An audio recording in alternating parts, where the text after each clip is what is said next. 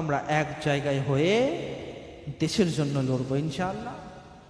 যেমন এখন এই ওয়াকফ বোর্ডের জায়গা নিয়ে যে সমস্যা দেখা দিচ্ছে, 13 তারিখে লাস্ট ডেট, স্ক্যান করেন, ইমেল আইডি পাঠান, না হলে কি হবে, ওয়াকফের সমস্ত মাজার, মসজিদ, আল্লাহর ওলির দরবার, মসজিদ, মাদ্রাসা সমস্ত কিছু সরকার হরফ করে নেবে, নিয়ে নেবে।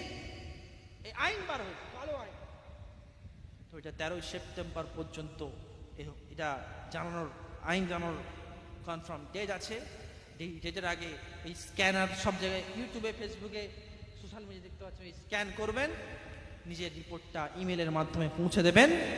তার কারণটা কি, যাতে আমাদের এই ওয়াকফের জায়গা, এই আল্লাহ তাআলার জায়গা, এই ওয়াকফ কার করা হয়, আল্লাহর জন্য ওয়াকফ করে দেওয়া হয়।